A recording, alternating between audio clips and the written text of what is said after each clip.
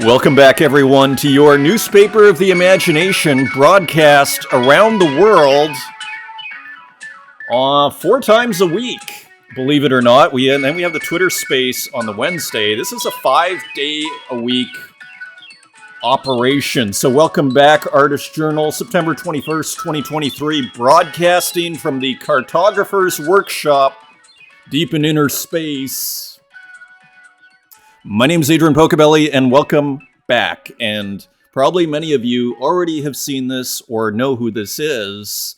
This is Sabato, and we have seen many glitch ROMs. Almost every episode, there's a series of glitch ROMs that I go through. There's just something about them that just give pleasure, so I love to look at them, and I find them poetic in their own way. And I love the challenge of the medium. I even bought a cheap PC at one point, which I haven't. I loaded up the programs, but I was just trying to do too many things. You got to pick your battles. But I still have a cheap PC because I don't think it works on Mac. This glitch ROM software. At least I haven't seen any. It's kind of like these small softwares and whatnot. And so, all to say, we see a lot of glitch ROMs, but this series here, there's two things that I love about it. The first actually is the color, particularly that kind of violet and yellow screen that we saw there. The colors, and maybe it's because it's Mario Paint, which is the second reason I love this. I love the meta of this work. The meta being, we are taking a painting program from the, Super Mario Paint, I think it's called, and we are taking that, or Sabato is taking that and glitching it out. So there's something just very general that I love about it. It kind of encapsulates so much. And as he says in the description, or as they say in the description, it is a digital painting. A digital painting. Here it is, Animation Studio. I love the title. Le Mystère Mario Paint by Sabato Box. Sabato is great with titles. Great with color, great with titles. Automatic and gestural. I mean, you have to love this description here. Automatic and gestural digital paintings created by glitching Mario Paint Super Nintendo ROMs and using the game's attract mode demos. So just an awesome piece. And you even have to love how Sabato did the page here on Zora, where it is a free mint here. You can choose how your page looks, and they have little templates. I think you can also do them yourself. And so really nice color combination here, that light blue. So free mint. And again, just kind of, it's the generality, like it's the big pictureness of this work that I love, because it kind of encapsulates to a certain degree in one way or another. You could say it's a form of encapsulation of this scene. It is taking, video games, and we're going to get into the different generations of digital art. There is debate on this issue. It's taking, what I would call the second generation, whatever we want to call it. It's the people that grew up with video games and glitching the paint program. There's so much in here, and it's done, but it's rendered so simply. It's, let's take, and it's in a sense, it's an obvious idea in retrospect. Hey, let's do glitch ROMs of Mario Paint. And maybe we've seen that before but I don't really recall. And maybe here and there, maybe LB did one. But there's just something really beautiful about that idea. And then you put a beautiful title of the series, beautiful title of the work. All of it together makes a beautiful product, I dare say. So awesome. I was telling you about an image of the surrealist last episode, as we were saying, as I was calling it, a homage to inner vision. And here, this is a really important image. Now, I thought there was a Magritte nude in the middle. I misremembered it. I hadn't seen this image in years.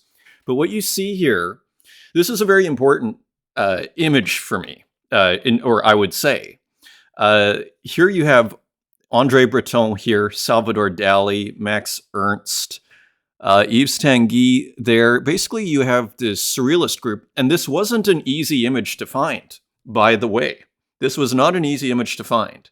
And I don't know who's in the middle. Maybe that's Paul Eluard. I don't know. And you see here, I'm not sure if you can see that, but the eyes are closed and then irises are painted over top. And so you see here, this kind of encapsulates this whole, you see how important inner vision was to the surrealists. Like, I think that's what we can say is going on here. Pardon the technical difficulties here on the hair here. So I just find this profoundly poetic. And it also brings about, it's not just the poetry, though. It is also the philosophy and this idea. I mean, as Ballard, J.G. Ballard, who I would argue to a certain degree reinterpreted the surrealists, kind of turned it, systematized, I would actually argue, philosophically, surrealism. As Ballard said repeatedly, he saw the innovations of the surrealists as on par with the discoveries in quantum physics. A fascinating, provocative idea that ultimately this exploration of inner space, as Ballard called it. Again, this is how he codified this, what I'd call a kind of surrealist philosophy, which he argued persuasively, not to go too long on this, but which he argued persuasively was the most logical way of dealing with the world that we live in this surrealist world that we live in. These people provide us with, as he would call it, the user's guide. A user's guide to dealing with our current very surreal, media-saturated world. Billboards, massive billboards. I mean, as he said, we can go into the introduction to Crash, but you can just read it yourself. Politics conducted as a branch of advertising, an overlit realm. All to say, this is an important image. It says a lot. Continuing on, and by the way, there was an episode that I did about, a month ago, saying not all things make it online. This image was very difficult to find. The only way I found it, by the way, is on Pinterest. And you want to see something interesting? So Pinterest, I was like, oh, okay, now let's go to the original tweet. It's been removed, maybe for copyright reasons. So Pinterest I probably downloads the image to their server in order to keep it, to prevent this very thing. As you can see here, Dali, Breton, Tanguy, Sarah, Buñuel. So surrealists here. Just all to say, not everything makes it online, or if it does, it doesn't necessarily stay online, interestingly. And we see this also with a lot of, say like Basquiat paintings. Sometimes you'll only get really low resolution versions now, whereas before you might be able to get more higher res versions. Just an interesting thing to note here. So continuing on, thank you everybody, especially Cableen, Ombelin. Cableen goes under Cableen1 on Twitter for an awesome space yesterday with Runetoon. Runetoon loved it too. It was really just super interesting to hear Ombelin's story, and it was just a great audience out there too. I mean, it was a big audience and everything. So thanks everybody for coming out and showing up. And Art the Mort, or Arthamor, I think is how you'd pronounce it, who's actually is going to be on next week, came on stage and curating, exhibiting, collecting, and writing about all things related to crypto art, former Sotheby's NFT specialist. So Arthamor, if I'm pronouncing that right, is going to be on next week. So something to look forward to, just a heads up, and has really nice things to say about Cableen. Cableen is a workaholic and perhaps the most professional, ethical, and knowledgeable curator in the entire space. Respected by both the collectors and the artists. Respected by both the collectors and artists.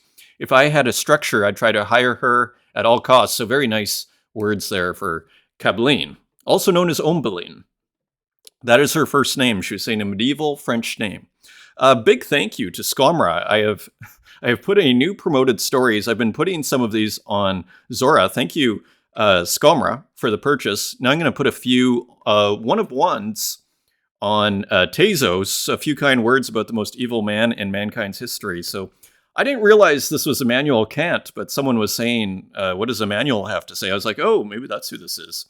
So thank you to Skamra for the purchase there. That was awesome. And also a couple other sales very quickly. Magician, back and picking up some Pocobellies here. Mobile tracking station. These were sitting on the market for quite a while. And Wheatfield of the 8-Bit Nature series. So thank you for the purchases, Magician. Some comments here on last show. Thank you so much. Fernando Valente, you're always bringing an amazing show. Tradscape always showing us some legendary content is also really nice to see. It's true, if you go to Tradscape's feed, if I understand this comment correctly, and Tradscape, of course, does the music for the opening of the show as well as the closing.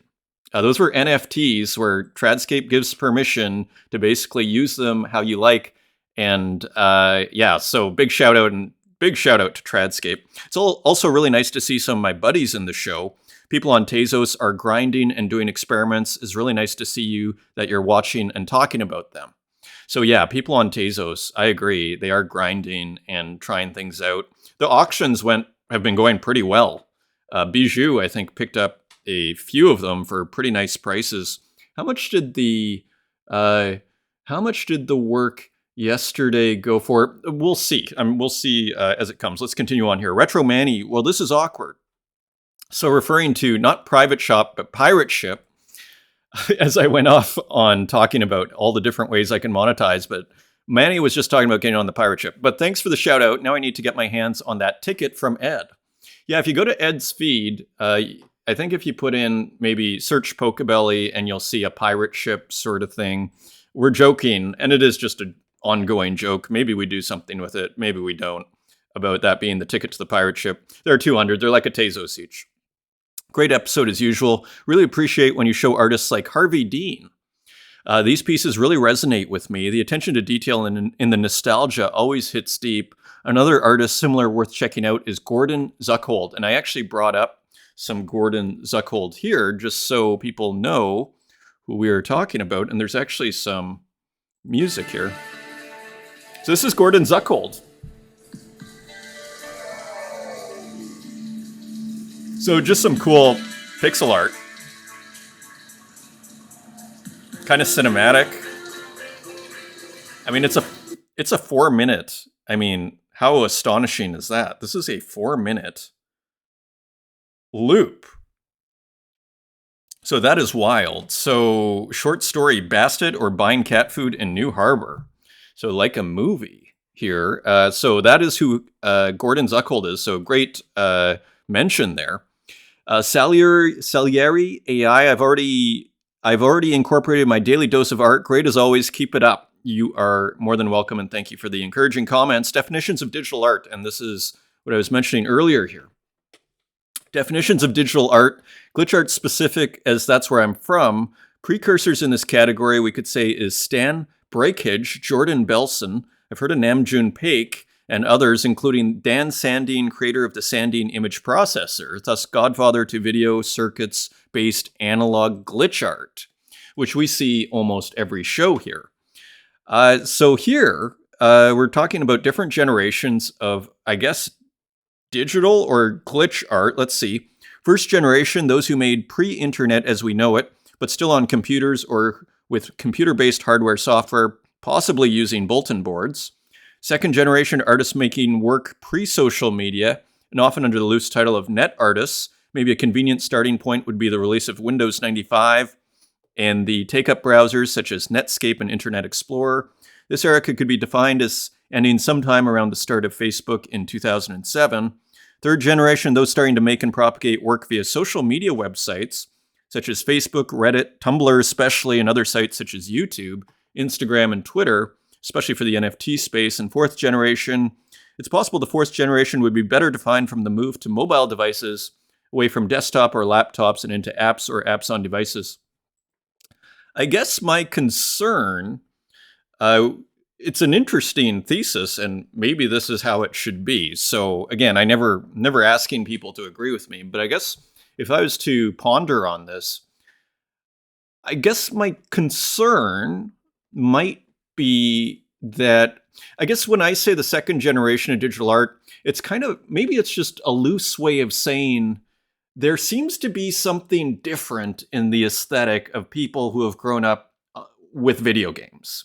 And I suspect, and they'll even, a lot of these artists will say that, the aesthetics of video games uh, is something, and we see it in the art, whether it's like showing a Game Boy, whether it is, in Gogolitis, we're going to see a great work by Gogolitis, which is almost like a computer game. So yeah, I mean, so we saw Kareem's work yesterday, which also seems to celebrate the video games. We see this often, and we're going to see it as usual. We'll see it today as well.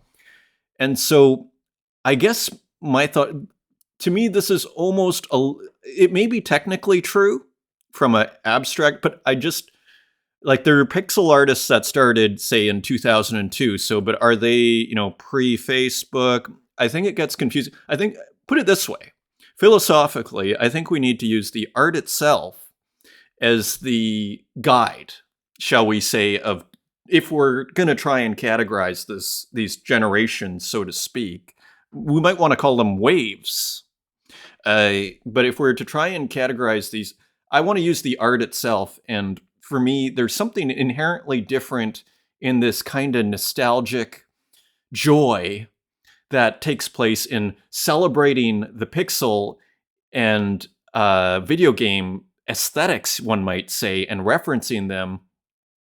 And there's something kind of distinct about that vibe that comes from the art that is different from, I see it a lot out here at the Digital Art Museum, which if you ever come to Berlin, you should go to.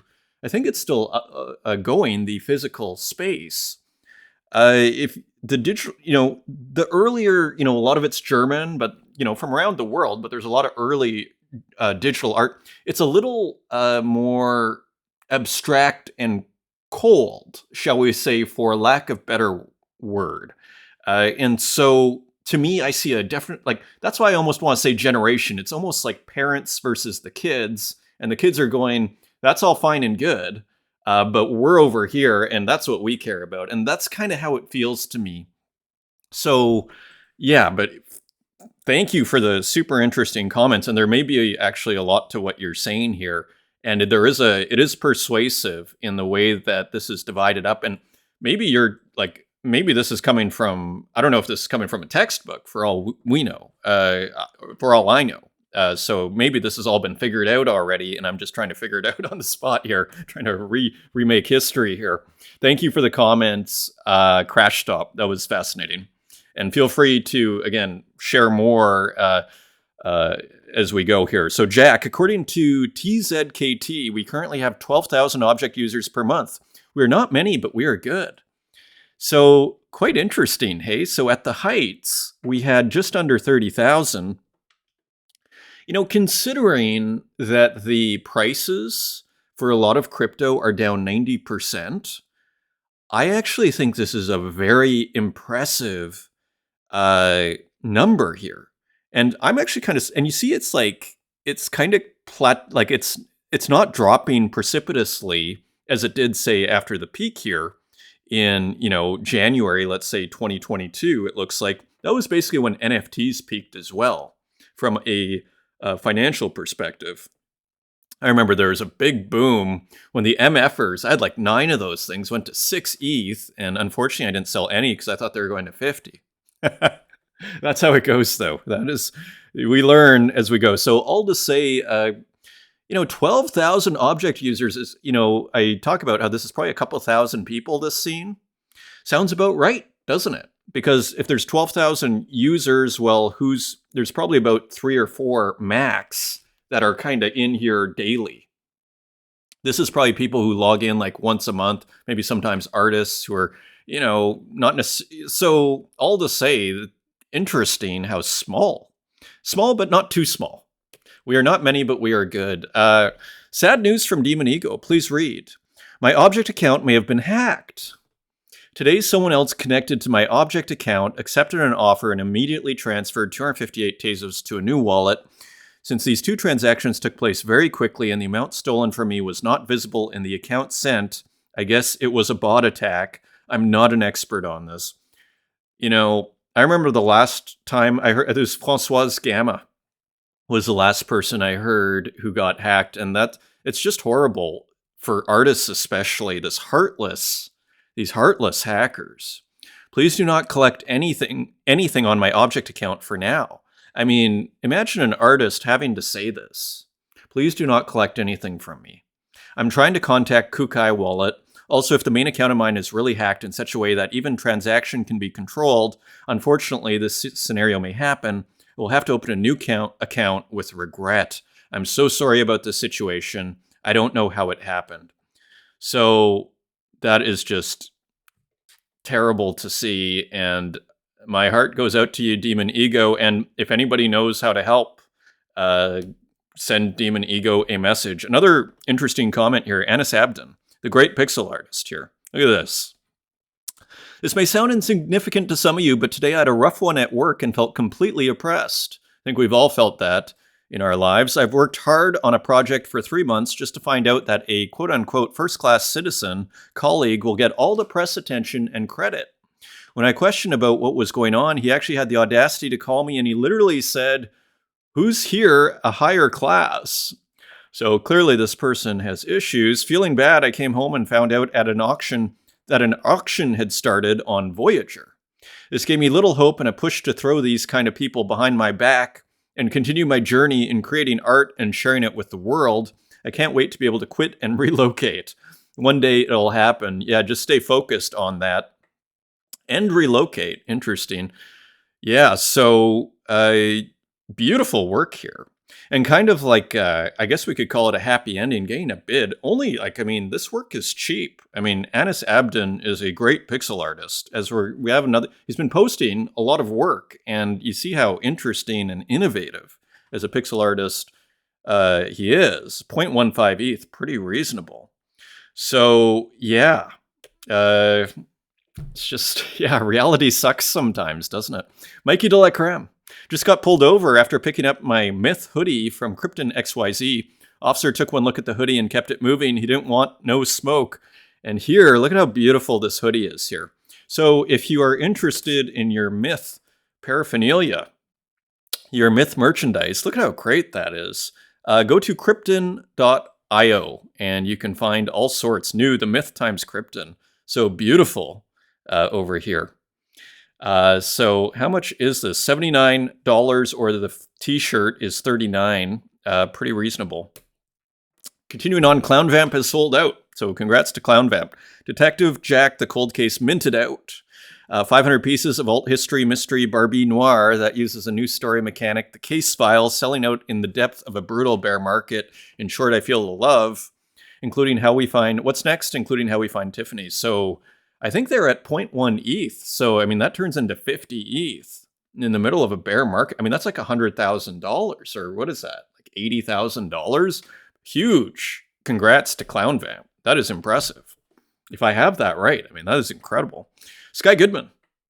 So proud of this exhibit. So this is at the I'm Not Art Show in Chicago. So proud of this exhibit. We nearly sold out every single work from the show. Only 2 editions remain of Kapow's work. Opening was packed and full of great energy. What a success. So, as we saw here with the wallets, with Clown Vamp, with Sky in Chicago here, the market, this scene is far from dead, is one conclusion that we could come to.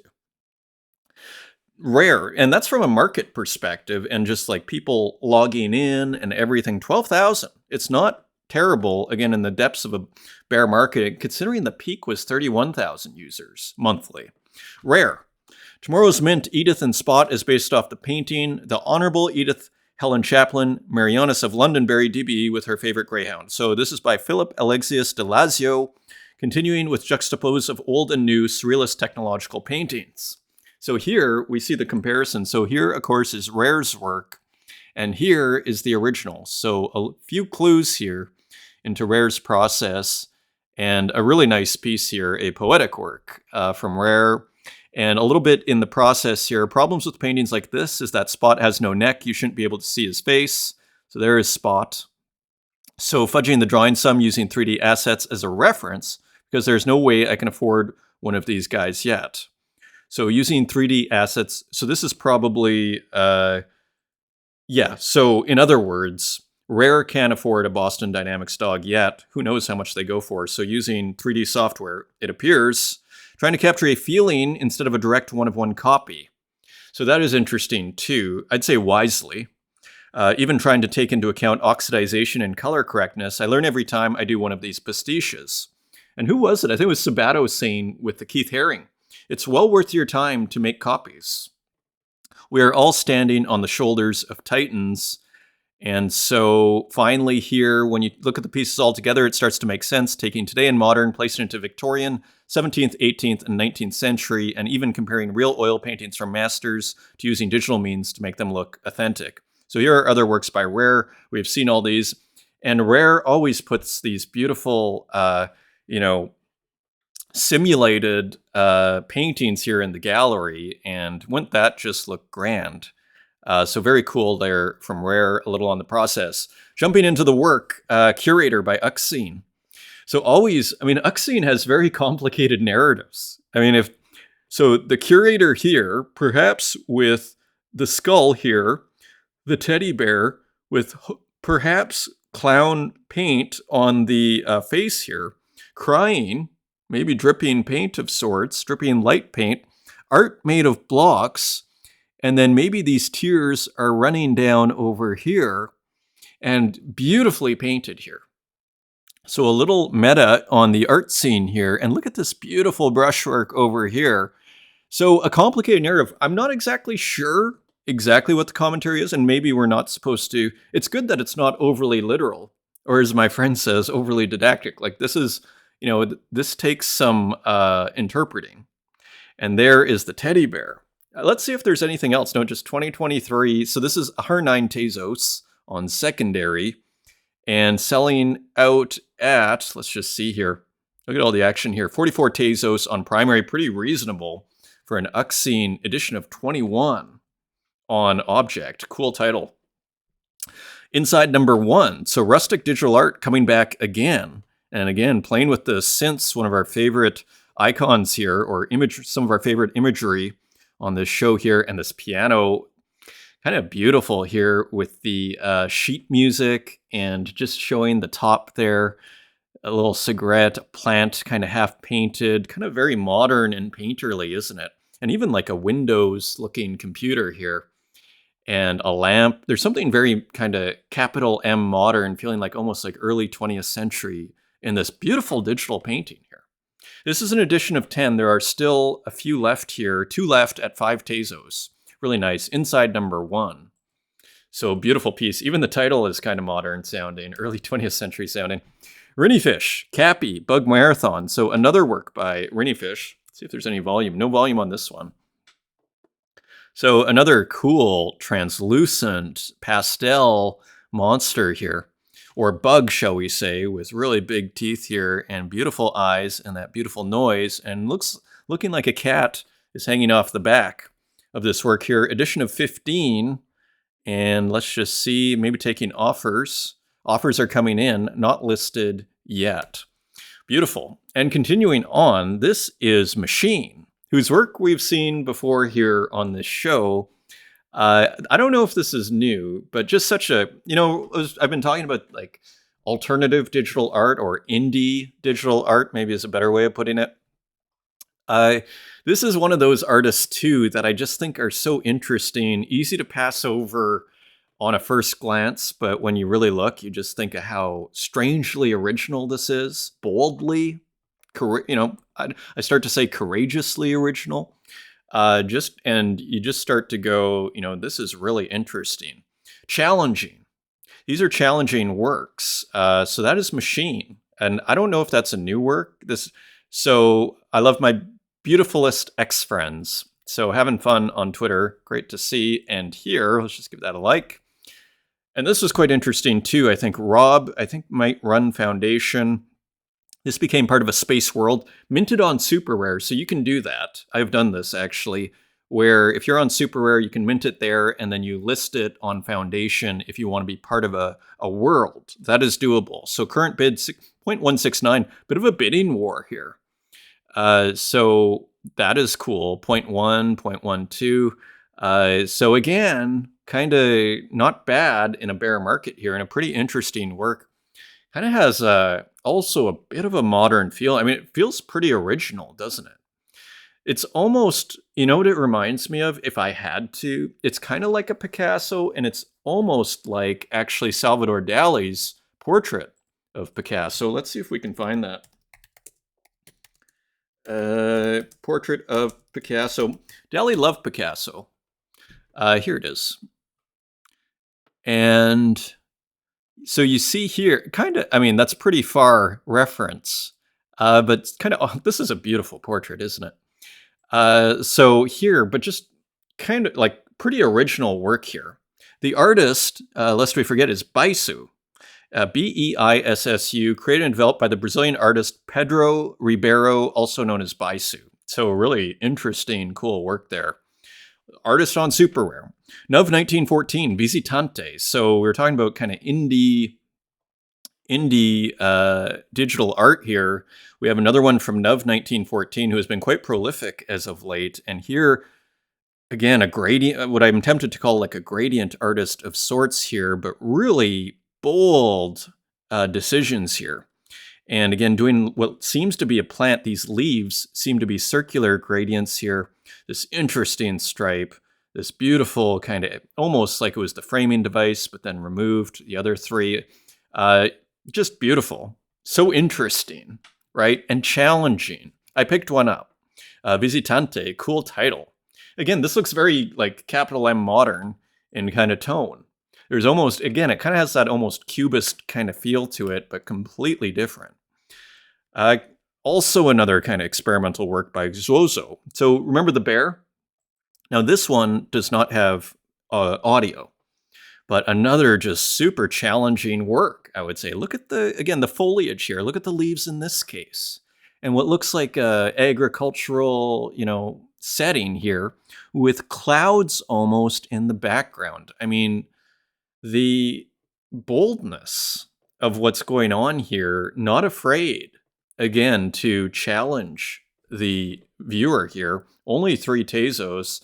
Shiki Ono Revisited. Again, this is the sort of stuff on the first glance, it can be hard to understand, but then when you look and you start to appreciate, it really starts to resonate. So edition of 2019 available for 3 Tezos. Federo Pesa, Asteroid Pixel City. So an interesting animated abstract work here, and almost playing with these gradients here, these fuzzy cubes again. It's kind of fit with the last work here. So put those together. This is on Object for 5 Tezos, an edition of 20, and there are 11 left. So interesting work from Federo Pesa. And here's some of the other work. Let me give Federo a follow here. Just found their work on Twitter. This was a really interesting work here. This is with Gallery Data, Signat Thunda. This is a video 30 seconds. So I assume the artist is Simon Lazarus 84, so maybe born in 1984. Let's just see this thing. So again, challenging, very challenging work here. And you have these super soft, shapes here. And that is contrasting with pretty sharp, almost pixel-esque. Here's you got like super sharp, black and white, pixel-like work, as you see here too. So almost, geometric, super precise, and that is contrasting with the colored, super soft kind of brushwork. Very interesting experimentation. This turned into an edition of 1. Bijou bought them all and for 50 Tezos each and burnt 4. So it continues on the burning front here. LXTXCX, Computer Saudade. Now, this is a new one, interestingly, on Versum. So Versum is still going, by the way. And look at how much this is going for on secondary. Let me just see what this minted out for. 20 Tezos each. Again, challenging. And so here are some windows with some interesting gradients. I mean, there is the hourglass, classic kind of early 2000s, late 90s windows. So just very interesting work. An old monitor. Fascinating. edition of 10. Let's quickly look at LTXCX's work here. And look at just very interesting, original, and challenging work here. So fascinating. These gradients. And Biviki. This is Biviki, Dan Control, and Marcel Munteanu. So 3 people working together, fully made from gradient paintings of impressive digital and traditional painter Dan Control, metahuman model, Biviki, conceptual digital fashion, and 2.5D surreal ready-made accessories by Marcel Munteanu. So just an interesting GLB here. Almost has a Magritte feel to it with the person in the suit there with the clouds on the suit. And there looks like Dan Control cigarettes and lighters in the pocket. I guess we can zoom in here. And look at that. I mean, that almost looks like NUV 1914, but maybe that's Dan Control. I wonder if Dan was influenced by NUV 1914, gradient artists, right? So they could all hang in the same show, that's for sure. So cool work here. 250 Tezos. I guess that's on secondary. So sold out. Kika Nikolela put it on secondary there. Sold out at 20 Tezos. Pretty awesome.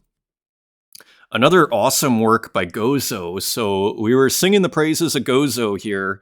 I was singing the praises maybe last week. Electric Whisper. This is Dina Chang's new curated show on Object One. This is one of the works here. And again, let's not forget what Gozo was saying. Remember that comment that Gozo left after the show, that these are made in stable diffusion at low resolution and then upscaled. So this is why you're getting this incredibly both original work. It's using AI, but then it's making collage out of the AI. And to me, this sounds like a very exciting avenue for AI, for collage, using AI elements. And here we see it to stunning effect, to absolutely stunning effect here. You see, it's always worth trying out new things as an artist, and you always have to. Again, like I've brought this subject up, but not for a while. Artists often feel like in the gallery system, often feel like they get trapped because basically whatever series they were working on that got them basically in the gallery, often there will be pressure for them to keep making that kind of work or not deviate too far away from it because that's what the gallery thinks they can sell, right? So sometimes artists can get all the way, make it to the gallery, they've made it, and then they're kind of depressed and they feel trapped. And so here with Gozo, as we were looking at last time, we were looking at Gozo's work, Gozo has like some quite different other work, and it pays to try different things. That Promoted Stories series, interestingly, like I'd been working on that series since 2016. It was my first show in Berlin, Promoted Stories, but it was only in the last couple of months where I had this idea literally for years of how I wanted to do these things. I finally started applying it. And then I was like, oh, this is great. And I'm super excited and inspired to do it now. And I'm working on it all the time. And so all to say, it's important. Like if you get bored with doing your work, it's good to stay consistent, right? And not do too many things. But it's also important to experiment because look at what Gozo's doing. You never know what you're not doing. The opportunity cost. It's like investing. What is the opportunity cost? Continuing on, while growing under the nast smell of pleasure. So this is a Demon Ego from 10 days ago that I had missed. This is also in the Space World Showcase with a reserve of only 0.2 ETH. So another super interesting work by Demon Ego. And I don't think we saw this one with some really cool kind of iconography. It almost looks like Egyptian over here, hieroglyphs. And also just some nice dithered areas here, just, really fun over here with this kind of spiraling pattern over here. Again, making it look easy, combining digital and physical, really making it look easy here, and just beautiful, very structured works, almost reminiscent for me of almost like these kind of medieval works sometimes, those altar pieces. Yeah, so just beautiful. And look at these colors, everything, just beautiful. Only 0.2 ETH reserve. Stulka with a very cool drawing here. Let's just maximize that. So Stulka is on Object, I think also maybe on Foundation as well. A really beautiful poetic work here of friends looks like the same person, but maybe friends are the same person sharing a cigarette here. And just a really, I'm a big fan of Stulka's paintings and illustrations, primarily because it feels like a lot of contemporary illustration feels very, the reason I call it contemporary illustration is because it feels like a commentary on our world that we live in. We see it with Adelia, who has taken a bit of a break. I haven't seen Adelia put out new work for a while. If anybody knows or has seen newer work, just let me know. So anyways, really cool work here from Stulka. Love it. A new work on Zora from Burka Bayram. And so as you can see here, this is Icarus. And of course, Icarus is the son, as it was saying here, of Daedalus. I think kind of like a machine maker, quote unquote, from ancient Greek mythology. And the sun made the wings for Icarus, Daedalus's son, flying too close to the sun, and told him not to fly too close to the sun, but a story of youth going too far, too wild, does fly too close to the sun, doesn't listen to the parents. And unfortunately, the wings, I think, made of wax melt, and Icarus falls into the sea. So a classic mythological scene here. Now, this is super interesting. It's mentioned on Zora. Look at the background. Now, I'm going to try and cycle through these. Maybe they are all the same. I thought perhaps, because I saw here, I thought perhaps they were different. But maybe these are all the same. But they look kind of different, don't they? So I'm not exactly sure what's going on here. But it's pretty cool, and it is a free mint, and I believe it is Burka Bayram's Genesis work on Zora. So very cool over there. And here's Burka Bayram, just a tweet that came out. Look at how brilliant this is. This is The Dance, of course, by Matisse, La Danse. And just a beautiful kind of homage here in Burka Bayram's style. I thought a brilliant work. Continuing on, look at this experimentation by Santiago here. Very good afternoon. Looking interesting. And, first of all, we're seeing a few different kinds of textures. We're seeing some what look like perhaps kind of sampled and, brushes. That's what we get dragged here.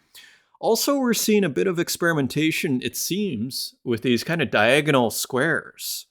So kind of interesting how Santiago keeps pushing things. And let's not forget that 100 tweet thread that person had made of Santiago's work. And when you see it all together, it's actually astonishing. Again, there's something to be said for being prolific. And here is one more, speaking of being prolific. Memory of NFT war in outer space is from the eyes of someone watching beach volley. So also by Santiago, edition of 20, and this massive, another 13,000 by 10,000 piece work. And yeah, big shout out to Santiago for showing up on the spaces yesterday. Always appreciated. So another just interesting work, almost a white background here. It's probably a little bit off-white, but not positive. Just another really interesting abstract artwork. So Ed Marola with a new work, and look at how rough this is. Speaking of the experimentation, again, when you're putting out so much work, to keep it interesting for yourself, you're going to try stuff out. And so here, kind of blurring stuff out, kind of different looking textures over here, isn't there? Almost looks physical. And some kind of rubbed out sort of areas here, making an interesting contrast and almost like distorted pixels. Just using pixels as, you can tell it's made with like a pixel brush, these skeletons, but processed so much that it starts to lose that pixelation and just becomes a kind of texture. And here you see two skeletons having a picnic with maybe the Grim Reaper coming, and this beautiful frame here, totally awesome, getting ready for a new Genesis in a new chain. So I wonder what that is, because Ed's already been on Zora. So what chain could that be? Very cool. Maybe it'll be, if I had to guess, maybe it will be on Avalanche. Maybe 01. Another work in progress from Ed here, almost looking like a pope in a chair, but not quite. And just an interesting work. So you see Ed working in Procreate there. So constantly working here. And one more on Zora, Abstract Dream. And this has some music.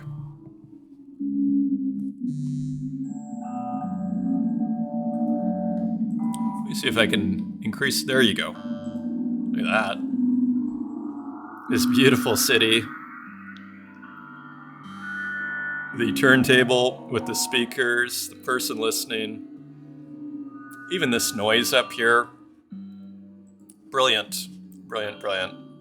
So this is a free mint. So, I've been kind of lazy about doing these free mints on Zora.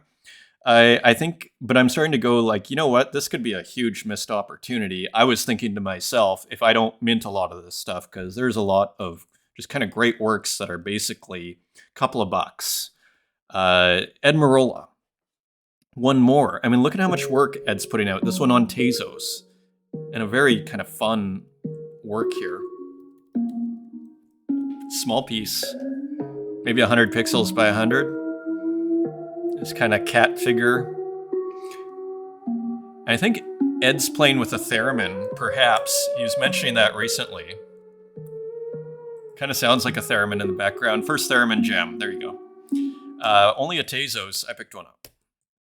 Look at this beautiful, beautiful work by Muji. Started as an edition of 10, then burnt, and then made an edition of 1. I think a great idea. There is something about this will sell, I'm convinced. And look at how beautiful these different textures are. And it's just like a gorgeous abstract work here. And the colors, credit to Muji, changing up the colors here. This beautiful green and just everything, like just beautiful. These textures are just gorgeous in each of these little windows here, as well as in here. This cycling, rainbow gradient. A shining component. A small component meant to fulfill a great purpose. So very cool work from Muji, 1 of 1. And how much was that? Let's just see. 170 Tezos, $113. Beautiful. You can guess the artist mech.txt with a work on Twitter. If you find a gate seemingly out of nowhere on your way home tonight, do not enter. So almost kind of looking like a Japanese style gate of some kind. Cool work from mech.txt. And look at Cap'n, drifting spheres. So perhaps a preview. So this, I didn't see it minted anywhere, but you gotta love this static sun. I mean, it would have been so tempting, right, to make this move. And I kind of love how it's not moving, and it's beautiful, like these beautiful horizontal kind of, and even, but done in the horizontal pixels, seemingly, or lines within these vertical structures that make up this round sun, and even kind of the noise around of the sun. A beautiful portrait of the sun. Maybe this is the Earth here. And different planets, perhaps. Maybe that's Mercury. So you see, this looks cosmic, doesn't it? So this looks like the solar system, doesn't it? So just super cool. Drifting Spheres, great title. Another brilliant work here from Cap'n, A Day Inside a Dream. And so finally a new mint from Cap'n. This is at 11 have been minted. I picked one up. 5 Tezos, 55 Tezos cents for the super poetic work here. Sometimes these open mints don't end up getting that many mints. So they do, because sometimes you can be discouraged as a collector on the open mint because you think 100 will be minted. But it doesn't always happen, and sometimes they turn into low editions. So it's an interesting thing to keep tabs on, the open editions. And they continue to be popular. Haiti Rocket with a few works yesterday, a few works coming out. This looks like Kurt Hustle Collective. If I've ever seen KHC's prices before, this is it. Hacker. And just a really cool, busy Nintendo glitch ROM by Haiti Rocket here. And just really kind of a noisy one and really kind of glitched out here. And almost looking like the diamonds and the spades have been put in maybe instead of text, not sure, but it's beautiful. And then this figure, this alien type person on the top, beautiful. Edition of 5 only, so you got to be quick. I picked this one up. There is Kurt Hustle Collective again, I am guessing. Oh no, they are next in line here. Tubular Puzzle, I was able to pick up one of these, kind of like a pinup style work here. I guess some video game. Looks maybe Japanese writing. Maybe like a manga or anime type video game work. And look at this great, like, what I call kind of four to the floor pixelation. And then this great noise here. Just a beautiful work. And how it inverts here or changes color. I mean, it's awesome. So again, as we look at the influence of video games, hookups, bit of a racier one here, but the colors are insanely beautiful here. Look, especially the orange The dark orange, the light orange, and the white and black, just beautiful. Just a beautiful work here. Edition of 5. Unfortunately, I missed this one. And this, yeah. So you got to be quick here. Look, listed at 2112, burnt at 2115. So you got to be quick with Haiti Rocket. Another Nintendo glitch ROM, Silva Sand 2s with Pirates. And here we see racing games work really well too with glitch ROMs. So another cool work by Silva Sand 2s, who stays very consistent here with the glitch ROMs. Pirates, cool title. 340, 3 Tezos 40, edition of 13. And we're going to speed right along here. Chaz, Pac-Man. So more video game references, and this was a super cool one, again referencing Pac-Man on a retro computer, some food, old joystick here, and a mouse. So combining kind of different eras here a little bit. And Pac-Man is the title, the latest video game classic to be lovingly recreated in Lego. Interesting. Here is another reference to video games. So whatever we decide or figure out on the generations of digital art, one thing's for sure is there definitely does need to be a place. That one thing we know is that video games have had a huge impact on this generation. I mean, it's this constant celebration here. Question, what do you get? And here we see that we just love it. And I love it. You know, and I wasn't even a huge video game player. I have played Mario. And again, here we go again. Gogolitis, kitty training. So a new one from Gogolitis, I think taking offers. So super fun. Looks like a bit of a development here in the shiny pixels here in these kind of areas over here underneath. So continuing to evolve and develop, and great colors here with this beautiful kind of orange, boiling lava, let's say, and then putting the reflection. So cool light in this one with the cats, the jumping cats taking the reflection when they're close, and then when they go away, the reflection disappears as they go through this cycle here. Super interesting work from Gogolitis, kitty training. And the offers are coming in. Not sure how it goes as far as what you need to offer. So check out Gogolitis' Twitter feed if you're interested. Do you wish to continue? Emmy.pixel. So again, old retro technology, old video games, pixelation, old menus.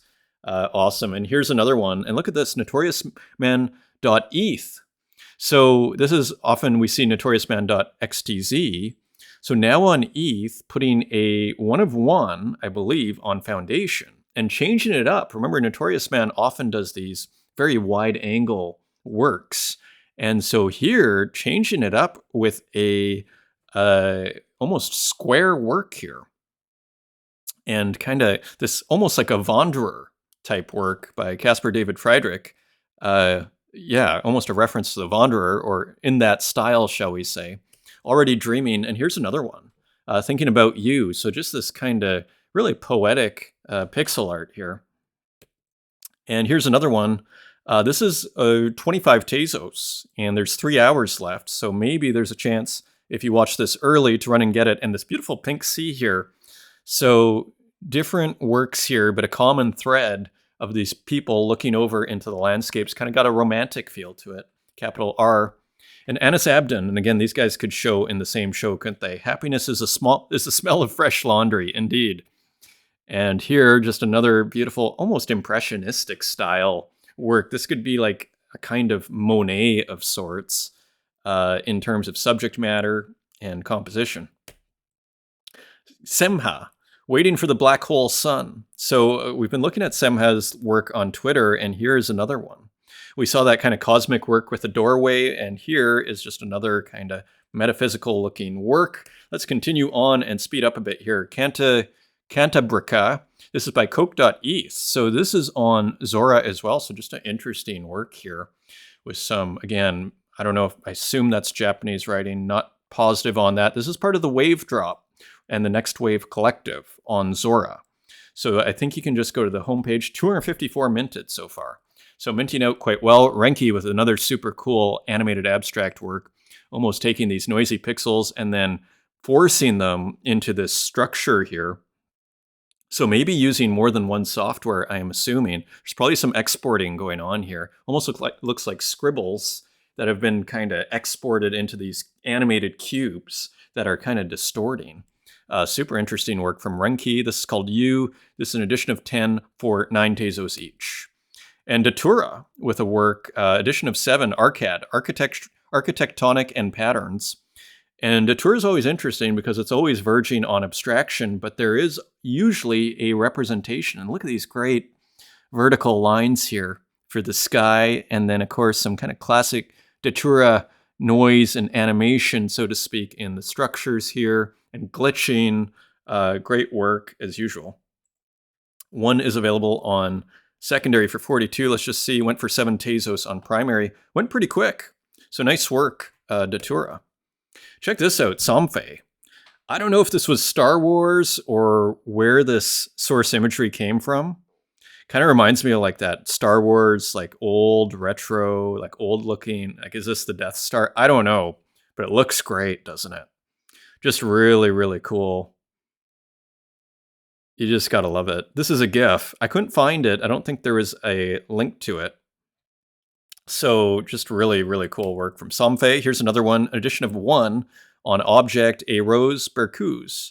So kind of looking abstract, but the title is not so abstract. So maybe it's a rose that is kind of expanding or cycling through, really kind of fuzzy, fuzzed out, almost out of focus. The edge here, I mean, very interesting analog glitch work. Continuing on Fiery Thunderbolt, and we have some music here. This is Max Capacity with Explainer Gallery. So let's get another cool work from Max Capacity.